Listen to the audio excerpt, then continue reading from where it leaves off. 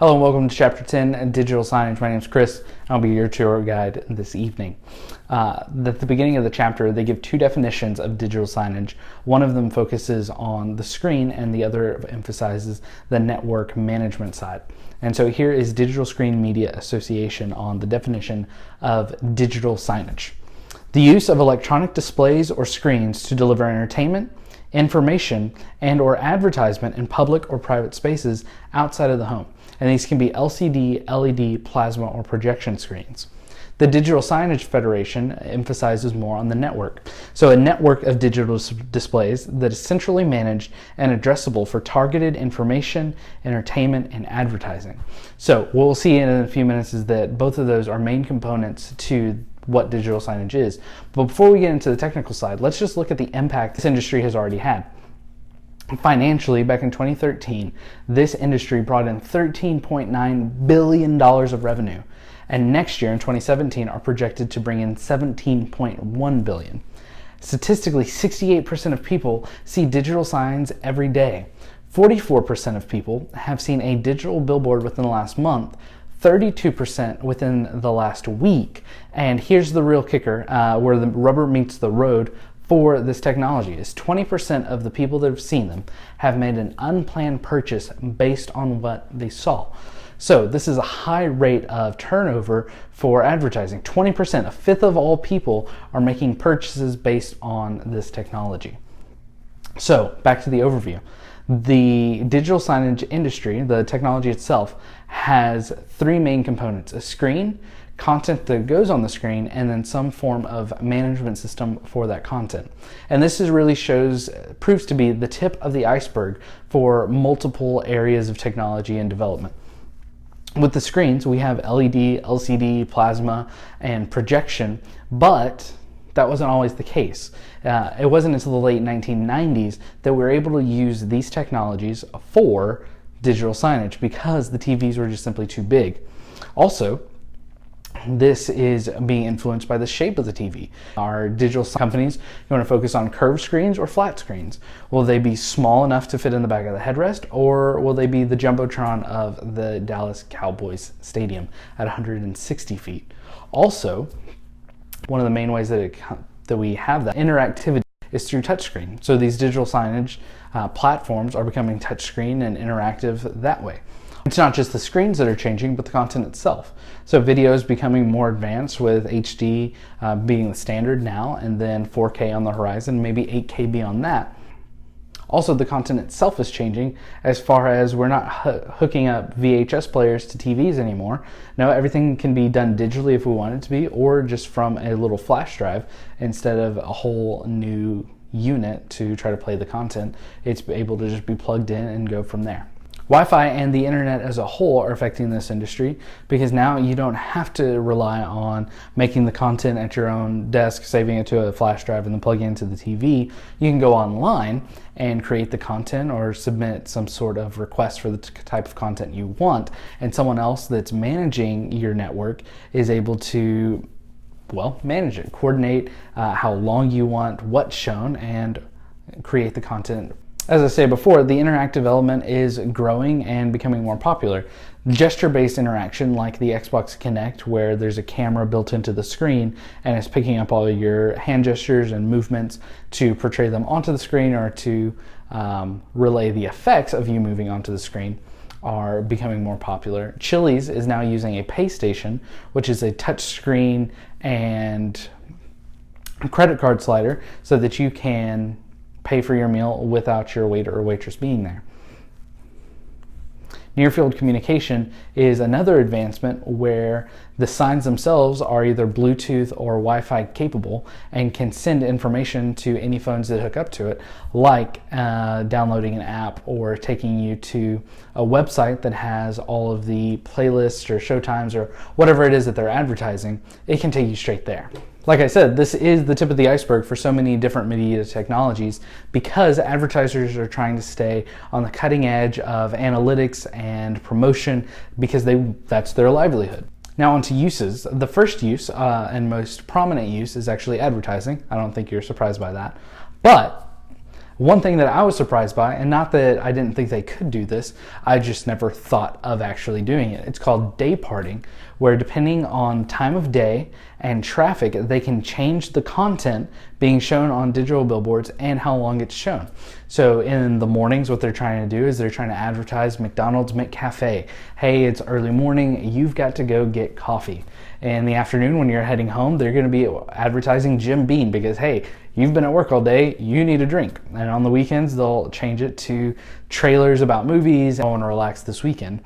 And from the records, 20% of people will make a decision based on what they saw on a digital billboard. Related to the near field communication, if you're in a mall or an airport and you see a digital sign, you're able to walk over to it and connect to it either through Wi-Fi or Bluetooth, or just scan a QR code and it'll take you to whatever they're advertising. These are often found in three places: places of wait, like a taxi or a doctor's office; places of sale, like a fast food restaurant. Their menu boards are now digital, many of them; or places of sale, like a mall or an airport, as you're walking through trying to kill time. And then places of transit, like a billboard on the side of the road or at a bus shelter. One of the reasons that advertisers and marketers love this technology is because of its ability to gather analytics and demographics. So some of the things that these signs can pick up on are how long a person looked at the sign, the age and the sex of the user, what message they were interactive with, the usernames, IP addresses, social networking friends lists, names, addresses, dates of birth, and images of that person in general. Which brings us to the legal issues. The first one we'll stop at is privacy. There are three levels of privacy. So level one is they're just counting how the device is counting how many people showed up and how long they stayed, so there's no facial recognition. Level two does involve facial recognition to identify the age and the sex of the person standing there. And level three is going to be audience profiling or identification, taking pictures of you individually, saving information about you. And levels 1 and 2 come with opt-out options, and level 3 you have to opt in for. Traveler safety is the second biggest legal issue because billboards by federal regulations cannot flash, have intermittent or moving lights, and digital billboards only are safe from these if their advertisements don't last longer than 4 seconds. A third legal issue is beautification. As far back as 1965, billboards have been regulated for the sake of the highway scenery. This is perhaps the reason why Michigan is willing to allow digital billboards if the company gives up 3 of its existing regular billboard permits. But digital signage isn't all for advertising, it's also for entertainment. Augmented reality has been used to entertain people while they sit at bus shelters.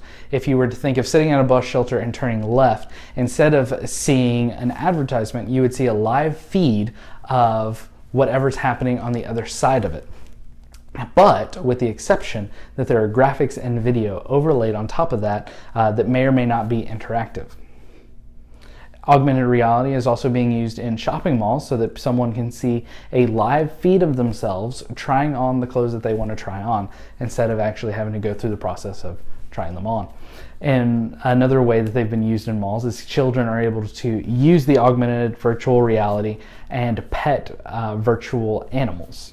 So it's a virtual petting zoo. I mentioned before that social groups like churches or newspapers or whatever are able to show their social media feeds through these different screens. In travel, airports are starting to use facial recognition to match your face to your passport to distribute your boarding pass. I found this interesting. Gesture-based interaction is starting to be used with the victims of stroke and children with cerebral palsy to work on their balance, their range of motion, and their hand-eye coordination. Newer vending machines using near-field technology like Bluetooth or Wi-Fi are now able to show nutritional facts to your phone for you to see 3D packaging of whatever you're looking at, and for you to even pay using services like Apple or Samsung Pay. With all of these benefits, it's a wonder why traditional signage is even still around. Well, this next slide, what we'll do is we'll see a comparison between the two. So traditional signage displays a single message for weeks, whereas digital signage displays multiple messages for however long you want it to display them. Traditional signage doesn't allow for any audience interaction, but digital signage does. With traditional signage, changing content requires making a whole new sign, but with digital signage, new content can be created on the fly.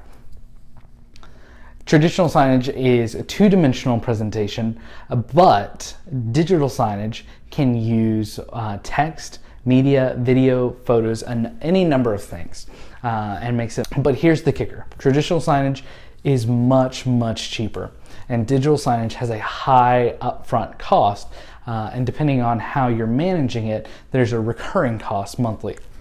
Here's some things to watch in the digital signage industry. Screen and video development. Do curved screens stick around? Do they start to be used more widespread? And what about 4K video? Will that start to be integrated more heavily into digital signage? Interactivity. With touch, multi-touch, and gesture becoming new platforms that people can play with and implement into their advertisements, what will those look like 5 or 10 years down the road? And the last one is company structure. Right now, there's not a big overarching digital signage company. Instead, there are a lot of smaller ones throughout the country and really throughout the world. Will those can begin to consolidate like the Federation, or will they continue to be siloed? But here's your question for this presentation. It has two parts. One, in what ways have you seen digital signage used effectively? And two, where do you think this technology can expand in the future?